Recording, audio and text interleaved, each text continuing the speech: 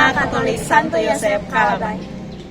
Halo teman-teman semua, kembali lagi di program podcast Asep Kalabai. Nah, bersama saya Kendi Putri Ayani Mengobang, ditemani oleh teman saya Alicia Lobang. Saya Putri Walintula. Dan di sini kami akan podcast mengenai tentunya siswa mengenal apa itu apoteker. Di sini ada kakak cantik. Bapak mengatakan tak kenal maka tak sayang. Maka itu kakak silakan perkenalkan diri. Oke, harap sana tuh. Halo teman-teman semua, perkenalkan saya Apoteker Lucia. Saya berpraktek di Apotek Alor Geresia Farma, sekaligus pemilik Apotek Alor Geresia Farma. Terima kasih. Oke, kakak Lucia, kita panggil kakak Lucia. Kakak Uci, Oke, kakak Uci. Di sini ini saya mau tanya apa profesi kakak dan keseharian kakak. Pasti di sini banyak yang penasaran. Macam kayak artis tadi. Oke, jadi saya sehari-hari pasti karena profesi saya apoteker, jadi saya berperan sebagai apoteker memang itu sudah 100% apoteker. Kemudian untuk kegiatan sehari-hari pastinya sibuk di apotik. Yang pertama, ya apotik saya hari-hari paling habis di apotik sih, karena memang itu usaha sendiri, jadi dari pagi sampai malam biasanya di apotik. Ya istirahat beberapa jam, kalau memang tidak memungkinkan untuk istirahat ya berarti saya pagi sampai malam di apotik, begitu. Tapi tidak full praktek karena memang apoteker itu kerjaannya lumayan banyak, jadi bisa sambil melayani pasien, tapi kalau misalnya bisa dilayani oleh tenaga teknis, maka saya timpakan tugas ke tenaga teknis. Jadi kayak misalnya orang konsultasi yang memang berhubungan harus apoteker yang turun tangan, itu berarti saya turun tangan langsung. Tapi kalau misalnya pembelian obat ya obat bebas dan bebas terbatas, biasanya memang teman-teman dari tenaga farmasi, tenaga teknis yang melayani. Tapi kalau untuk melayani kayak resep, terus penjelasan dari resep, dan ada obat keras yang keluar dari resep yang kita terima, itu memang harus apoteker yang layani. Begitu. Terus bagaimana kakak bisa menekuni dunia apoteker hingga mendirikan Apotek Geresia Farma? Terus sudah berapa lama? Apotek saya itu berdiri 2017. Ini jalan tahun ke-6. Apotek kecil-kecilan sih, belum besar. Terus bagaimana mau mendirikan apotek? Bagaimana tadi? Bagaimana kakak bisa menekuni dunia apoteker? Gitu. Ini awalnya sebenarnya saya tidak cita-cita jadi apoteker sih. Jadi awal-awal tuh saya cita-citanya sebenarnya jadi dokter anak. Sama dulu sempat mau daftarnya itu di teknik penerbangan malah. Tidak tahu dulu kenapa saya bisa terinspirasi masuk ke teknik penerbangan. Tapi karena dulu memang saya SMA-nya itu sudah di Magelang, di Jawa Tengah. Terus karena sekolah saya kerjasama dengan Universitas Sanata Dharma tempat saya kuliah, jadi saya iseng, sebenarnya awalnya iseng daftar, keterima di farmasi. Kebetulan karena keterimanya via jalur prestasi, kemudian akhirnya sudah karena tidak ada tes juga, jadi saya juga akhirnya malas untuk ambil mata kuliah yang lain. Terus kuliah apoteker selesai, saya kerja dulu di Kimia Farma sekitar 1 tahun. Terus saya pindah ke Bali, itu kerja di Gordian Farmasi, itu perusahaan milik asing. Nah dari situ memang sudah ada cita-cita jadi pengusaha, jadi buka apotek sendiri itu sudah ada cita-cita dari kuliah malah. Jadi waktu saya kuliah itu di kampus sebenarnya dosen-dosen tidak mendorong kita sebagai mahasiswa itu untuk bekerja mungkin sebagai PNS atau apa, memang ada dorongan di situ, tetapi sebagian besar dosen selalu mendorong untuk kita membuka usaha sendiri, dan banyak kakak kelas yang membuka usaha sendiri, jadi memang terinspirasi dari situ. Terus setelah di Bali itu karena rasa ilmunya sudah cukup dan memang ada 1 dan 2 hal yang memang mengharuskan saya untuk kembali ke Alor, jadi ya sudah saya bicara dengan orang tua untuk buka usaha sendiri. Begitu. Akhirnya bukalah usaha sendiri kecil-kecilan dan lumayan lah sekarang berkembang dengan baik. Mohon dukungan. 5 tahun jalan tahun ke-6. Ini tahun ke-6, Desember nanti udah 6 tahun. Jadi kakak orang asli Alor sih? lahir di Alor, jadi kita bilang orang Alor ya. Tapi kalau secara darah tidak, bapak orang Adonara, mama orang Jogja. Jadi karena lahir di Alor ya sudah kita orang Alor ketika. Kakak gitu kita apotek ini penting kasih siswa mengenal apotek. Menurut kakak siswa tuh harus penting mengenal apotek? Harus. Karena apoteker itu satu profesi yang masih langka. Yang pertama, memang belum terlalu dikenal. Saya tidak tahu kalau di Alor sini ini belum terlalu banyak orang kenal apoteker. Tapi kalau Kupang sudah sangat banyak. Terus satu hal yang mungkin adik-adik di SMA ini ketahui, entah nanti mau jadi apoteker atau mau jadi tenaga teknis farmasi, itu waktu tunggu kerja tidak lama setelah lulus kuliah. Bahkan kalian masih sementara belum wisuda nih, itu orang sudah kejar-kejar. Dulu saya setelah sumpah apoteker itu, saya ingat tanggal 5 Maret 2016 saya sumpah apoteker, saya masuk kerja 14 Maret. Jadi waktu sebelum sumpah itu sudah apply pekerjaan, bahkan teman saya sebelum sumpah sudah wawancara. Jadi sudah dipanggil untuk interview, terus sudah tanda tangan kontrak, setelah sumpah langsung kerja. Jadi betul-betul waktu tunggunya tidak lama. Dan memang penting untuk memilih universitas. Jadi jangan asal kalau di situ ada farmasi, jangan asal masuk lah. Oh, karena di sini ada S1 farmasi atau ada D3 farmasi, jadi kita langsung masuk. Jangan asal pilih universitas, tetap harus lihat akreditasinya. Pasti kayak teman-teman masuk SMA Santo Yosep kan dengan akreditasi yang bagus, guru-guru yang menunjang sistem pendidikan di sini yang bagus, makanya teman-teman pilih SMA ini kan. Sama seperti kita memilih kuliah juga seperti itu. Makanya kenapa saya juga memilih Sanata Dharma dari S1 sampai profesi apoteker di situ. Nah, ini cukup jadi informasi tambahan untuk teman-teman. Jadi kalau untuk memilih universitas, pilihlah yang ada nama dan memang akreditasinya bagus, dan dari segi alumninya juga bagus gitu. Di sini kita semua sudah tahu Kak Uci kita apa segala macam, Kak Uci sudah jelaskan semua. Nah, sekarang kita mau tahu mengenai Kak Uci sendiri apa itu apoteker, supaya kita paham Jadi apoteker itu memang tidak lepas dari obat, karena memang kalau kata gampangnya apoteker itu ahli obat ya, kalimat gampang. Tapi sebenarnya apoteker itu sangat luas sih. Kalau mau dibilang kita dari hulu sampai hilir. Jadi apoteker itu memang yang tadi saya bilang tidak terlepas dari obat, karena dia itu yang kalau mau bilang mau dia yang buat obat, profesi yang buat obat juga itu apoteker. Memang bisa juga teknik kimia, tetapi apoteker juga memang banyak belajar kimia. Jadi apoteker itu ada berbagai bidang yang harus dia tepati kalau misalnya sudah masuk di dunia kerja ya. Jadi apoteker ada yang di apoteker industri. Apoteker industri itu apoteker yang berperan untuk mensintesis obat. Jadi mereka dari memilih bahan baku, terus memilih kemasan obat. Jadi obat yang teman-teman minum semua itu memang teman-teman apoteker yang buat. Jadi mereka meneliti juga bagaimana untuk menemukan obat baru, dan itu memang susah, butuh waktu sekitar kurang lebih kayaknya paling cepat itu 10 tahun kalau tidak salah ya.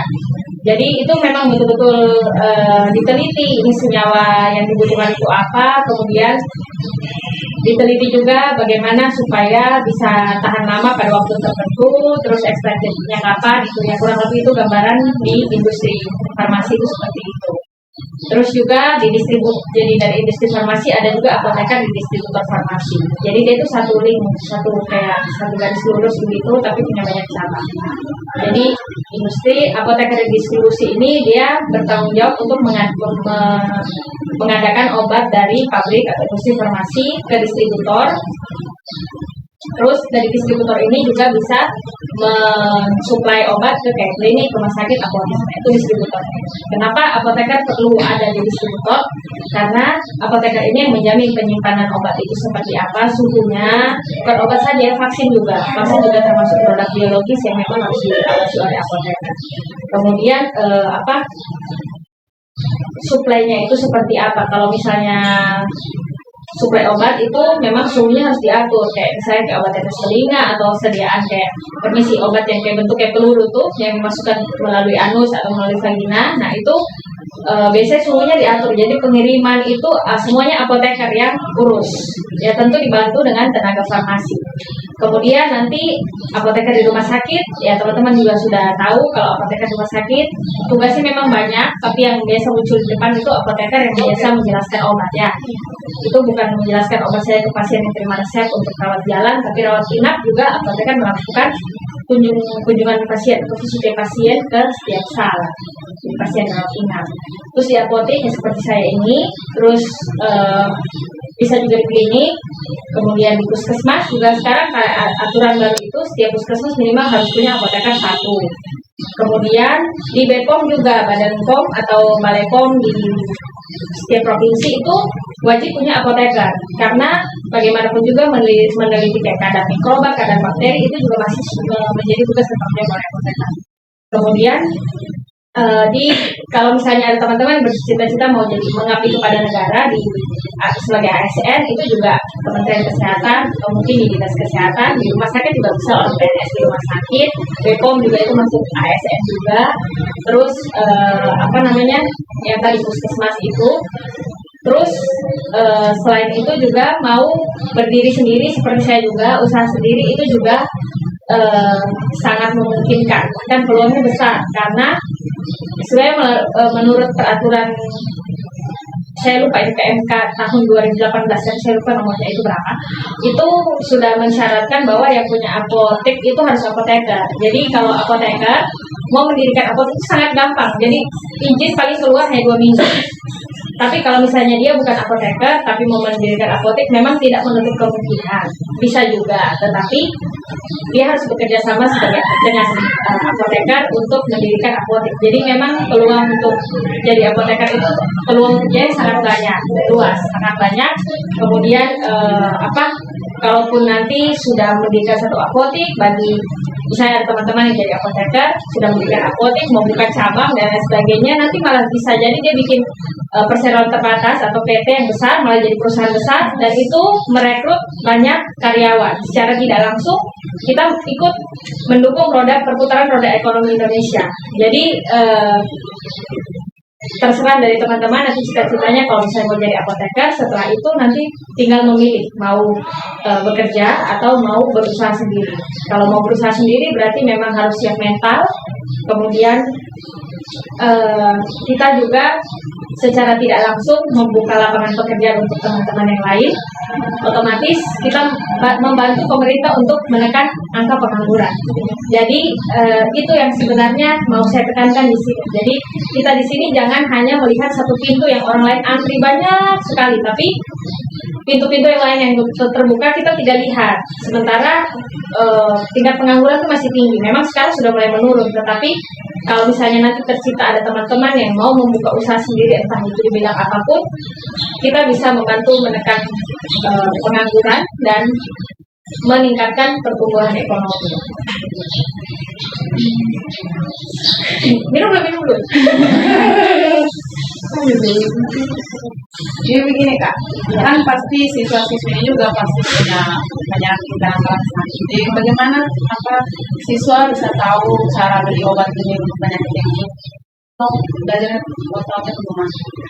Kalau itu sebenarnya tinggal ke apotek saja. Mungkin bisa siswanya secara langsung ke apotek, bisa sendiri, atau mungkin tinggal sampaikan keluhan ke orang tua yang beli obat ke apotek. Bisa ada beberapa opsi sih, bisa langsung periksa ke dokter atau bisa langsung ke apotek terus ketemu apoteker. Di sana nanti tinggal kasih tahu keluhan, nanti dipilihkan obat yang sesuai dengan kondisinya. Jadi kan ada tuh yang kayak bilang, kakak saya sakit ini, biasa mama suruh beli obat A. Nah padahal ternyata setelah digali informasi oleh apoteker, itu bukan obat A yang cocok dengan keadaannya, dia cocoknya obat B. Makanya itu kalau kita pergi beli obat ke apotek, itu memang ada baiknya kita memberitahukan segala keluhan. Lebih bagus lagi, waktu di apotek itu memang harus ditanya. Jadi ketika pasien datang, memang sebagai, kalau misalnya kita bertugas dengan baik, harusnya begitu ya, itu memang harus ditanya keluhan pasien itu sebenarnya apa. Ditanya juga ada alergi obat, terus terakhir ada makan apa, ada efek, mungkin ada riwayat lain yang memang harus berhubungan dengan obat yang dipilih, nah itu harus disampaikan semua sehingga pemberian obatnya bisa tepat. Jadi tidak usah takut. Iya sih, kadang-kadang kalau beli nah mesti tanya mama lah, mesti ini kalau begini. Ya, itu karena orang tua kita beda ini tuh, beda zaman. Iya. Karena dulu kayaknya profesi apoteker belum setenar sekarang. Jadi kalau sekarang memang kita ke apotek ya orang tanya betul-betul kayak tanya lengkap-lengkap dia keluhan apa. Karena memang di sini kayak kita organisasi IAI juga cukup keras, kayak memang apoteker harus berpraktek, terus IAI itu Ikatan Apoteker Indonesia cabang yang Alo tuh itu apoteker harus berpraktek, terus nanti teman-teman kalau ke apotek itu biasa lihat ada papan praktek apoteker, ada dia nomor SIP, nah itu berarti praktek legal. Dan apoteker pasti harus praktek legal karena ada dia punya nomor izin praktek, surat izin praktek gitu. Nah dulu kan tidak orang kasih saya. Terus kalau kita siswa, kalau mau beli obat atau apotek, itu perlu dampingan orang tua atau orang dewasa begitu? Tergantung kasusnya dulu ya. Kalau memang bisa jalan sendiri ya sudah tidak apa.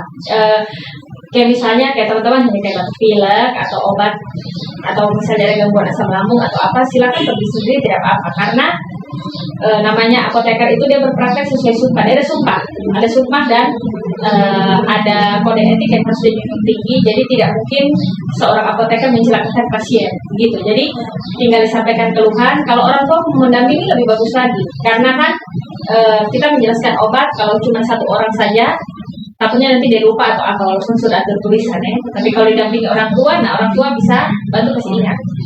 Begitu. Berapa ada? Oleh karena misalnya ada siswa yang mau cari obat di apoteker, ternyata obat yang dibutuhkan itu tidak tersedia. Nah, bagaimana tindakan apoteker dalam mengatasi hal tersebut? Apa yang apoteker lakukan? Jadi begini, misalnya kayak candy saja. Boleh. Candy. Candy. Oh, candy. Misalnya candy datang, kakak mau beli. Ini saya kasih contoh ya ini ya, yang sering kita hadapi, yang bikin kepala sakit. Misalnya candy datang bilang kakak mau beli amoxicillin. Oke, kemarin waktu membaca mati atas juga saya sudah kasih tahu. Nah, oke, mau beli amoxicillin, tapi amoxicillin itu kan pada saya antibiotik yang tidak bisa diperoleh tanpa resep dokter. Terus Candy bilang, kakak satu biji saya dibayar. Nah, apalagi satu, itu lebih tidak bisa lagi. Nah, hal-hal yang memang kita antisipasi di sini untuk tidak keluar antibiotik itu pertama memang kita gali informasi dulu. Ini siapa yang butuh antibiotik? Yang pertama, yang kedua saya kaki ada luka, atau misalnya saya sudah batuk lama. Nah itu apoteker menggali informasi dulu dari informasi yang didapatkan itu nanti akan diputuskan, oh adik tidak butuh antibiotik. Nanti kalau saya memang batuk berkepanjangan, karena batuk itu juga penyebabnya bisa juga karena alergi juga bisa. Kalau orang yang sudah parah sekali itu juga bisa menyebabkan batuk. Nah, jadi dia penyebab terlalu banyak sih batuk. Nanti akan ditanya juga batuk sudah berapa lama, terus apakah ada alergi dingin atau tidak, atau ada habis makan, ya sampai ada makan gorengan makan yang dingin apa. Nah itu ditanya, terus nanti ditarik kesimpulan, oh nanti ini belum butuh. Kalau memang berkepanjangan batuk sekali dan harus periksa ke dokter silahkan, tapi untuk antibiotik memang tidak dikeluarkan. Atau dan nanti bisa kita kasih substitusinya, kita ganti ke ini lebih butuh obat batuk, saya batuk berdahak. Jadi kita berikan obat batuk berdahak, kayak misalnya penyebabnya juga karena alergi, kita berikan obat batuk berdahak yang memang di dalam sudah ada kandungan alergi. Saya kayak dia butuh juga obat A, setelah tinggal informasi tidak sesuai dengan keluhannya, itu maka apoteker akan memutuskan kalau ini tidak sesuai dengan kondisinya kalau obat A, jadi nanti kita ganti saja ke obat C misalnya yang lebih sesuai dengan kondisi. Tentunya dengan kita berikan juga penjelasan terapi non farmakologi. Jadi terapi farmakologi itu terapi yang berhubungan dengan obat-obatan, terus terapi non farmakologi itu yang bukan obat-obatan. Kayak misalnya minum air hangat atau dikompres, atau misalnya kayak lebih jaga ke kebersihannya dan lain sebagainya, menghindari asap rokok atau kemana-mana pakai masker. Nah itu masuk ke terapi-terapi non farmakologis begitu. Tindakan-tindakan yang perlu kita lakukan untuk membantu kita mendukung juga terapi farmakologi agar dia kerjanya lebih optimal. Ya, Kak. Jadi bagaimana kita memastikan obat khusus seperti saya punya penyakit bawaan itu, saya punya obat khusus kita bisa menyimpan dengan baik dan mudah sampai aman. Kalau untuk terkait penyimpanan obat sendiri itu tuh tergantung dari persediaan obat. Jadi macam kayak obat tablet. Obat tablet itu otomatis simpan kayak tempat yang sejuk, suhunya juga dijaga, tidak boleh lebih dari, ada yang tidak boleh lebih dari 30 derajat. Kayak ada juga yang kayak apa? Tablet di sini juga bisa antibiotik, juga banyak yang tablet, bisa kapsul juga, bisa sirup juga. Itu kalau untuk sediaan tablet. Terus kalau sediaan kayak sirup, itu juga penyimpanan semua obat rata-rata disimpan di suhu yang sejuk. Tergantung kayak obat yang kayak insulin misalnya. Insulin itu obat untuk penyakit diabetes gula. Nah itu tuh biasanya pada suhu tertentu. Kayak suhu harus kita simpan harus 2 sampai 6 derajat misalnya. Misalnya harus simpan dalam kulkas. Terus kayak vitamin C misalnya, itu juga tidak boleh suhu yang terlalu panas sekali. Nanti kalau di atas 30 derajat atau 25 derajat itu takutnya dia teroksidasi. Nah, kemudian biasanya di kemasan-kemasan obat itu sudah ada petunjuk harus disimpan di bawah suhu berapa. Nah, lebih bagus lagi kalau memang di rumah ada termometer termometer ruangan tuh lebih bagus lagi begitu. Tapi kan rata-rata kita di sini kan tidak terlalu memperhatikan yang begitu toh. Jadi kalau memang yang penting itu jangan terpapar langsung sinar matahari. Terus kayak misalnya botol, misalnya ini botol sirup di dalam. Nah, botol itu tuh obat sirup itu ada yang sirup, ada yang suspensi. Suspensi itu juga dia harus dicampur air aqua, air mineral. Terus campur air minum begitu tuh, terus nanti dikocok baru dia punya zat aktif itu bisa larut. Nah, biasa itu kalau suspensi atau kayak sirup itu kalau setelah dia punya segel dibuka, nah setelah buka segel itu kita harus lihat ya dia punya warnanya tuh apa, terus dia punya baunya seperti apa. Saya dia perasa jeruk. Terus kira-kira setelah segel dibuka nih, biasanya kan setelah segel dibuka tuh dia rata-rata tahan kalau penyimpanannya tutup tidak rapat, penyimpanan tidak betul, takutnya kan ada kontaminasi jamur atau bakteri. Nah, biasanya dia hanya tahan memang 2 minggu sampai 1 bulan kalau pada suhu ruangan ya. Tapi begitu mau pakai lagi tuh memang harus lihat apakah dia punya warna berubah, rasa berubah, bau berubah. Tapi biasanya obat sirup tuh paling 3 hari habis sih, 3 hari habis. Terus kayak obat tablet yang tadi sudah saya bilang, terus kayak obat yang permis yang dimasukkan ke dalam lubang anus atau lubang vagina itu biasanya pada suhu yang memang harus dingin. Biasanya penyimpanannya dalam kulkas. Tetes telinga, tetes mata itu juga penyimpanannya khusus. Jadi tidak yang apalagi kalau misalnya kita taruh saja di jendela, di meja, baru itu meja misalnya dekat jendela. Terus apalagi kalau kita rumah misalnya atau kita punya jendela itu menghadap ke barat atau ke timur. Terus pas matahari terbit atau terbenam otomatis akan terpapar dari sinar matahari. Jadi betul-betul dia punya suhu harus diperhatikan kayak sejuk, terus tidak boleh yang kayak terlalu dingin juga tidak boleh, kayak tergantung dari kemasan obat itu tuh. Jadi dia bilang harus disimpan pada suhu berapa, rentang berapa derajat sampai berapa derajat tadi itu di situ. Makanya sebenarnya suhu di apotek itu juga diperhatikan. Kayak kita vitamin C juga kita jaga dia punya suhu tuh jangan harus dijaga ke suhu yang sejuk.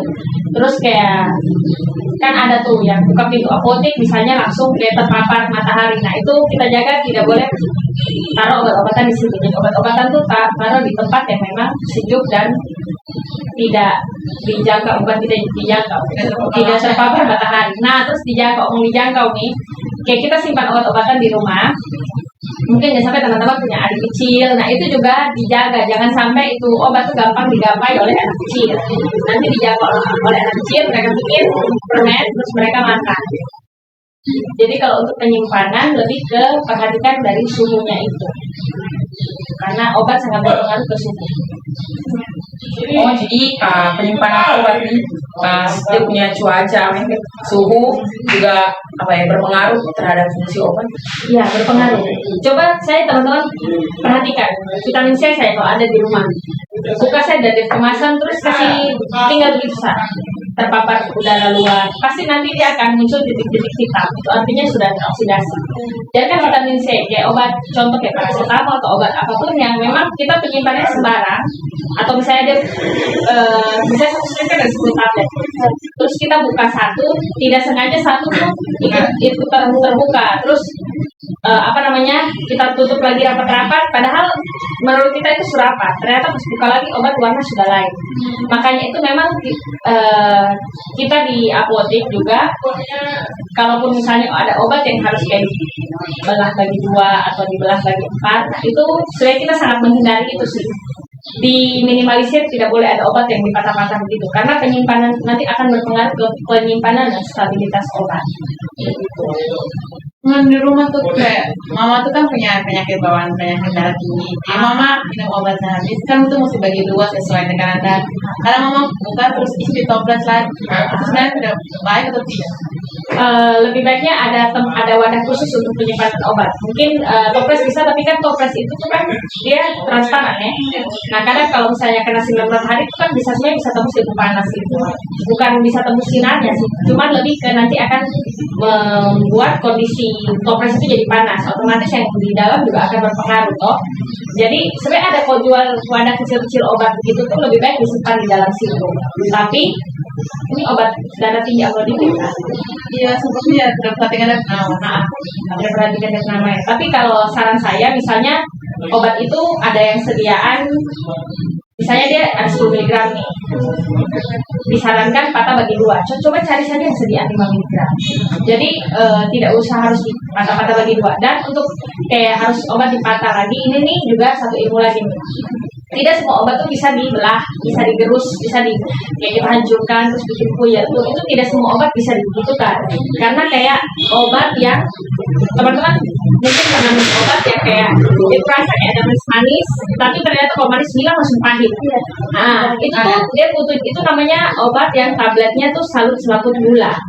Nah itu tujuannya itu tuh untuk melindungi rasa pahitnya itu. Jadi kalau malah dibelah, otomatis nanti dia bisa mengiritasi lambung. Atau memang tujuan obatnya itu bukan dipecah di lambung. Jadi mungkin dia nanti bisa dipecahnya di usus.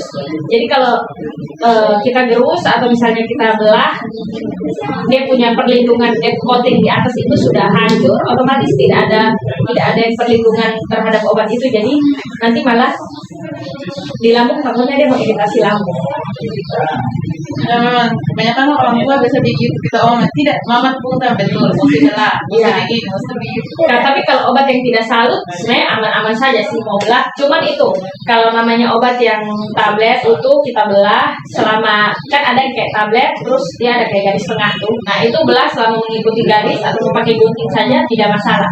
Tapi kalau misalnya tidak ada garis tengah terus kita belah asal-asal, itu akan berpengaruh pada dosis. Jadi kalau harusnya dari resep misalnya atau sudah dijelaskan nanti patah setengah ya. Nah itu tidak jamin sih. Jadi kalau misalnya itu obat bisa digerus, nah lebih baik gerus baru dibagi saja. Lebih dosisnya lebih terbagi dan itu lebih baik kasih ke orang farmasi saja yang mengerjakan itu. Dosisnya lebih terbagi dengan akurat. Tapi kalau misalnya kita belah sendiri terus kita minum, ternyata dosisnya tuh tidak sampai ke dosis terapi, malah tidak ada efek. Nanti ada minum obat tidak baik, nanti minum dulu baru. Nah, ternyata ada dosis yang tidak sampai ke dosis terapi, atau ada obat yang masuk ke kita bilang indeks terapi sempit.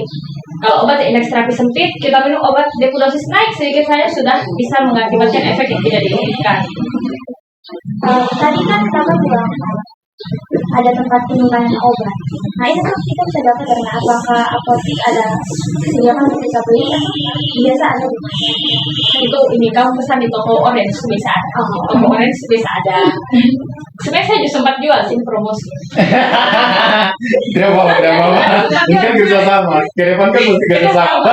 Sempat jual, cuman ini tidak, mungkin orang tidak terlalu butuh kok. Mungkin anggap itu tuh kayak tidak penting. Padahal menurut saya penting sih. Jadi itu kan itu sebenarnya lucu-lucu tuh. Ada yang kayak tanda malam, pagi, siang, malam. Jadi tuh kayak kita bisa gunting-gunting kita punya obat terus masukkan ke sini. Oh ini obat yang harus diminum pagi. Apalagi kayak obat darah tinggi. Oh ini yang diminum malam. Oh ini ada obat lagi siang. Jadi kalau itu obat sudah habis, sudah otomatis kita harus isi lagi. Oh ini kita kalau sudah habis dan kita harus minum. Tapi kalau itu ternyata masih ada isi, berarti ini obat belum diminum. Lagi obat darah tinggi harus diminum terus. Kakak, ini obat ini biasanya kalau resep apoteker atau resep dokter itu biasanya diminum itu kalau kita sakit minum. Misalkan kalau kita minum lancar ya, itu misalkan waktunya 3 hari. Nah, tapi misalkan dalam 3 hari itu sebelum dalam 3 hari kita sudah sembuh, kemudian obat itu kita simpan dan suatu saat mungkin lewat 3 hari, bisa 1 minggu atau 2 minggu kita sakit lagi dengan penyakit yang sama, obat yang sama. Apakah itu bisa kita minum ataukah kita beli baru lagi? Sebenarnya itu bisa Kak, asal tidak melampaui date expired date dan memang kondisi obatnya masih baik dan memang kayak keluhannya memang masih sama, tapi ada juga kayak keluhan sama ternyata penyebabnya berbeda. Jadi memang kalau setelah minum, biasa kan obat begitu tuh obatnya masih tergolong obat bebas dan obat bebas terbatas. Jadi kalau mau dibilang aman, semua obat pasti beresiko ada efek sampingan dan efek lain yang tidak diinginkan. Tapi kalau misalnya minum tapi belum membaik juga, itu diperiksakan dulu. Tapi hal ini tidak berlaku ke antibiotik ya. Kalau antibiotik itu kan intan semua. Kalau antibiotik kan harus kasih habis. Kalau bilang masih ada sisa, wah itu pertanyaan besar. Kalau Oke, kakak di kitab sekolah SMA Katolik sampai sekolah lain di sini tersedia UKS, sekolah lain masih sudah tersedia. Obat-obatan apa saja atau apa saja yang perlu disiapkan di UKS? UKS itu kan sebenarnya lebih ke kayak kebijakannya sekolah ya. Jadi kalau UKS tentunya untuk obat-obatan yang disediakan tuh tergolong obat yang bebas. Kemarin sempat Ibu Novika dan Ibu Sinta sempat pergi beli obat dan masuk di dalam itu adalah obat keras. Jadi saya bilang obat keras ini bukan masuk ke dalam golongan jaga. Jadi memang dibeli saat butuhkan saja dan memang lebih bagus lagi kalau memang sudah dengan pemeriksaan dokter. Kalau obat-obat yang kayak di UKS, yang kayak obat batuk pilek itu bisa, atau obat asam lambung yang kayak antasida itu kan obat bebas itu bisa. Kalau UKS sekolah saya rasa lebih ke kebijakannya kayak betadin, obat merah itu, terus kapas, kasa, alat kesehatannya itu, sama ya obat-obat yang kayak penurun panas, penurun demam itu kayak paracetamol itu bisa disediakan. Ya batuk pilek juga, sama kalau di sekolah kayaknya itu, karena kalau misalnya memang anak tidak bisa sekolah kan otomatis di rumah, jangan datang sekolah ya. Kecuali kalau memang dia sakitnya di sekolah, kayak pusing saja ya bisa sih vitamin tambah darah begitu bisa disediakan di sekolah. Vitamin bisa sih. Setelah semua pertanyaan yang ada di sini, kakak bisa kasih tahu di teman-teman di rumah atau di sini kita semua saran dan motivasi agar kepada siswa-siswi agar tetap menjaga tubuh agar tetap sehat dalam menjalankan aktivitas. Oke, yang pertama, kalau untuk tetap sehat menjalankan aktivitas apalagi ini sekarang untuk anak-anak sekolah ya. Jangan ini sih, kalau bilang kecapean pasti semua capek, tapi jangan sampai kecapean. Istirahat itu penting. Kalau tidur siang tidak usah lama, tidak apa-apa. Tidur siang itu memang perlu, tapi kalau bisa tidur siang dalam waktu 15 sampai 30 menit itu sangat bagus. Terus tidur itu juga memang satu hari 6 sampai 8 jam sih memang harus ya. Di tengah-tengah 7 jam nggak bisa tidur dalam satu hari. Yang penting jaga jangan makan terlambat. Istirahat cukup, sama memang kalau butuh ya minum vitamin. Kalau minum vitamin beli di apotek saya. Di apotek kalau Alorgesia Farma pakai vitamin banget. Tenang. Pasti cantik-cantik ini karyawan. Iya kan cantik-cantik betul. Terus selain itu juga pencetus orang sakit sekarang itu adalah stres. Nah, sama mungkin ini anak-anak terlalu main HP. Kadang-kadang tuh main HP sampai malam-malam, sampai lupa tidur. Kadang-kadang karena ini ada beberapa juga kayak saya punya teman, punya adik itu juga. Mereka pengeluhan yang sama. Anak SMA itu sering kayak tidur sampai jam 1, jam setengah 2 karena sibuk nonton atau apa Korea, drakor, main game. Memang itu tuh salah satu sarana hiburan. Cuman coba kita lebih perhatikan lagi. Kalau kita punya diri sakit, otomatis kita tidak bisa mendapatkan hiburan itu lagi toh. Berarti hanya tahu tidur saja. Gitu. Jadi lebih ke itu sih kalau jaga kesehatan. Tiap orang punya pola untuk jaga kesehatan masing-masing. Olahraga tuh jangan lupa. Kalau anak sekolah olahraga rajinnya setiap Jumat. Kalau kita yang suka kerja nih bagaimana Pak? Olahraga ya. Tidur. Iya. Kalau saya 8 jam ya. Nah, iya. Kalau saya biasanya tiap pagi olahraga. Jadi banyak pekerjaan jadinya sering bangun terlambat. Jadi biasanya olahraga dan rekreasi. Olahraga 30 menit sampai 1 jam lah. Kalau tidak sampai 30, ya, pokoknya tuh minimalnya 15 menit. Sudah, yang penting ada gerak, dapat keringat. Yang penting harus ada olahraga. Dari saya ya, pertanyaan. Nah, tadi kan di pertanyaan awal-awal tadi kakak sampaikan di apotek kakak sendiri, Alogersia Pharma itu sudah membantu istilahnya perekonomian suatu daerah. Dalam hal ini sudah menampung banyak beberapa teman-teman bekerja. Apotek Alogersia Pharma sendiri sudah berapa karyawan kakak punya? Sekarang karyawan saya 7. Wow, ya. Satu Dan di situ ada apoteker juga selain ada ya? Jadi apoteker kalau pagi saya sampai siang, terus sore ada teman sejawat saya apoteker yang saya kerja sama dengan beliau, apoteker Dika. Kemudian tenaga teknis farmasi itu ada 3 orang. Yang satu itu alumni Santi Yosef, terus yang satu kebetulan adik saya sendiri yang sekarang bekerja sebagai HRD di sana, terus 2-nya tenaga admin. Jadi total kami di dalam itu 8 orang, cuma 7 karyawan. Semoga nanti. Apakah memang di yang bekerja di apotek itu harus memang apoteker harus memang sekolah minimal sekolah kesehatan, apakah tidak terlalu? Kalau di apotek wajib orang farmasi, kalau untuk tenaga kesehatan wajib farmasi, karena itu berhubungan dengan obat. Apotek kan isinya obat semua, jadi wajib farmasi. Kalau untuk apotek yang dia bukanya satu hari sekitar 12 jam, itu 12 sampai 14 jam, itu dia butuh apoteker sebenarnya cuma 1. Tapi kalau apotek yang sudah beroperasi 24 jam itu harusnya dia bisa 2 sampai 3 apoteker. Jadi maka itu saya bilang untuk lapangan kerja untuk tenaga farmasi itu memang luas. Karena satu apotek saja kalau apotek sudah rame itu mungkin bisa 10 karyawan di dalam. Karena ini sebenarnya saya lagi butuh 1 tenaga farmasi juga. Wow, ya. yang mau berminat ya langsung. Ada nanti sebentar kontaknya di bawah ya. Saya lagi butuh 1 tenaga farmasi juga, tapi memang kalau jadi kita perekrutan karyawan bukan yang langsung terima-terima saja, ada seleksinya. Jadi lihat juga dari transkrip nilai dan lulusan mana. Karena lulusan memang berpengaruh. Kalau saya pribadi saya masih lihat lulusan. Kemudian lihat juga dari transkrip nilai, dari situ ada seleksi. Kita wawancara dan juga ada beberapa soal yang harus saya tanyakan. Berarti ini sangat penting untuk siswa-siswi sekarang ya, supaya giat belajar, supaya lulus nanti mereka sampai perguruan tinggi selesai pun nilainya juga harus dipertahankan sehingga untuk mendapatkan pekerjaan seperti kriteria yang kakak harus sampaikan.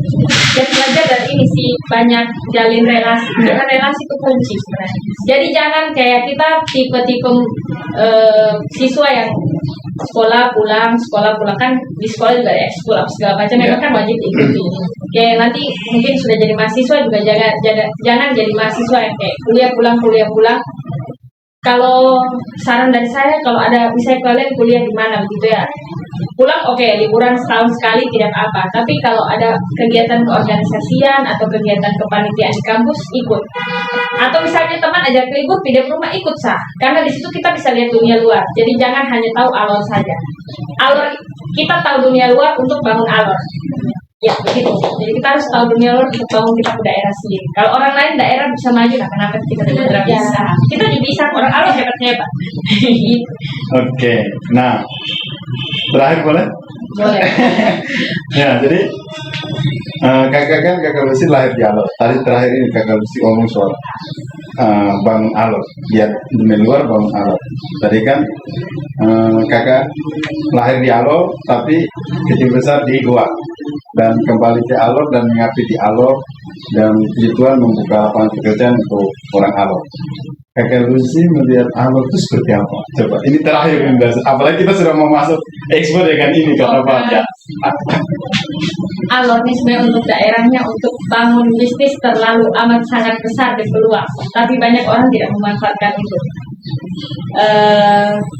Untuk usaha itu masih sangat besar di peluang. Jadi Alor ini sebenarnya tanah terjadi, memang betul tanah terjadi, memang sangat menjanjikan untuk usaha di sini. Yang mau bidang apa saja itu asal kita tekun. Jadi jangan fokus di seperti itu. Gitu. Jadi kemarin juga saya sempat waktu jalan-jalan ke Tantala, sebenarnya sudah lama, bukan kemarin, tahun berapa? 2017 apa 2018 kalau tidak salah. Itu ketemu dengan kita punya bupati, itu beliau sempat tanya-tanya dan beliau sendiri bilang kalau ada anak muda saja yang pulang itu bisa buka usaha, bayangkan saja kita punya daerah bisa maju. Dan itu juga tidak ditanamkan, memang mungkin dari dalam kita punya diri sudah menanamkan ada jiwa entrepreneurship, ada jiwa kewirausahaan. Tapi yang saya mau bilang lingkungan juga sangat mempengaruhi. Jadi kalau saya bisa cerita sedikit, yang tadi mungkin sudah saya ulas, tapi saya ulang lagi.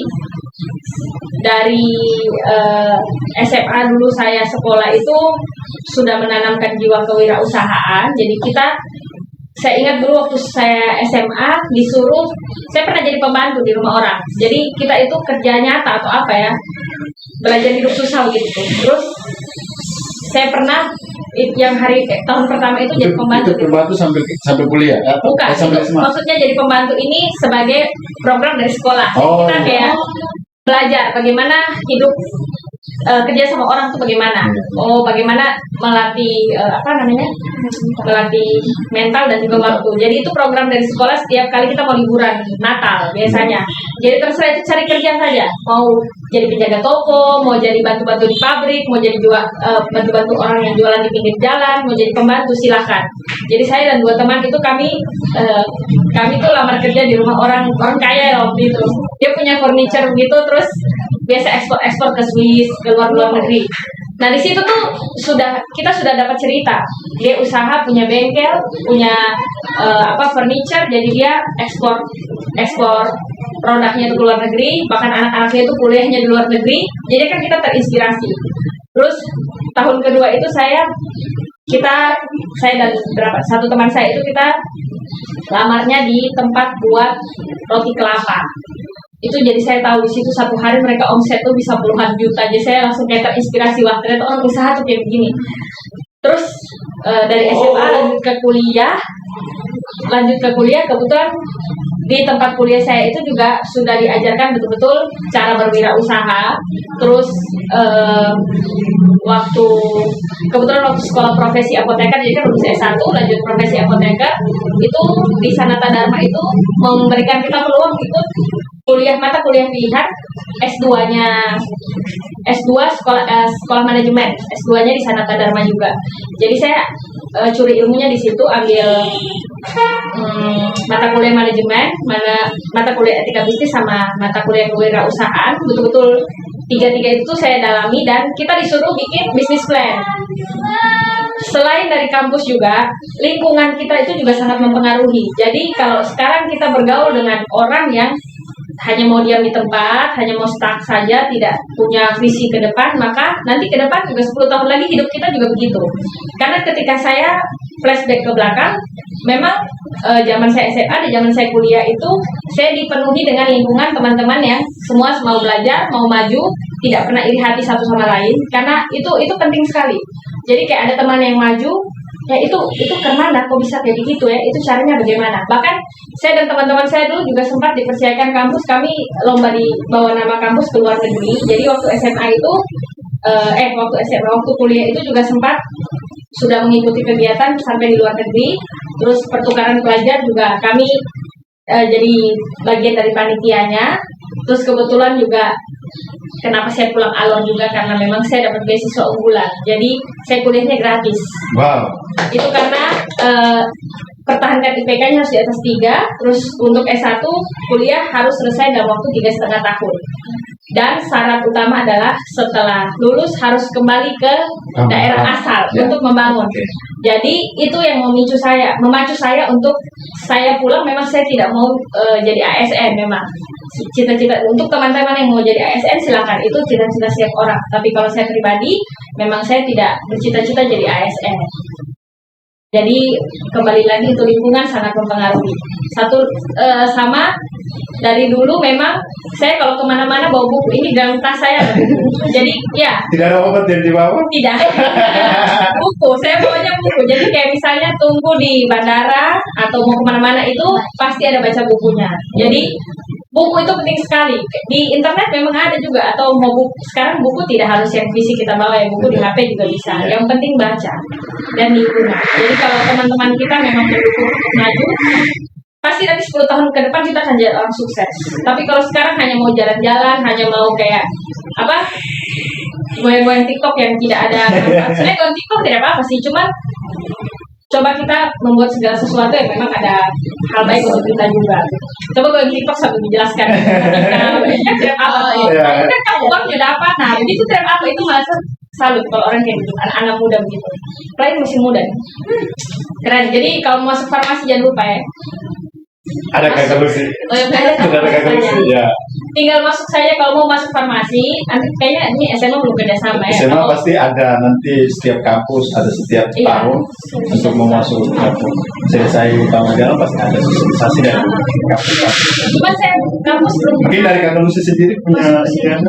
Nah itu kalau saya sarankan untuk farmasi, kebetulan farmasi Sanata Dharma itu masuk 10 kampus top di Top. Indonesia. Dan memang kerjasama juga, barusan ini kerjasama sama Sogang University di Korea dan kerjasama sama Harvard University. Tahu Harvard toh?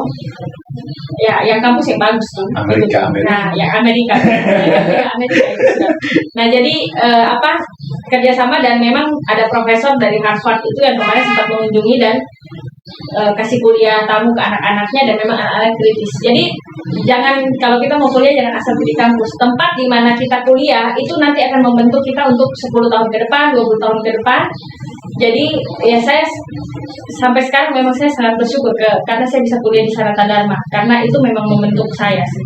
Jadi dan alumninya kuat. Jadi kalau teman-teman misalnya nanti semoga satu saat nanti bisa masuk farmasi Sanata Dharma, karena beasiswa terlalu banyak. Jangan takut akan biaya. Orang bilang boleh di Sanata Dharma mahal, tapi beasiswa banyak dan pasti ada jalan kalau teman-teman mau.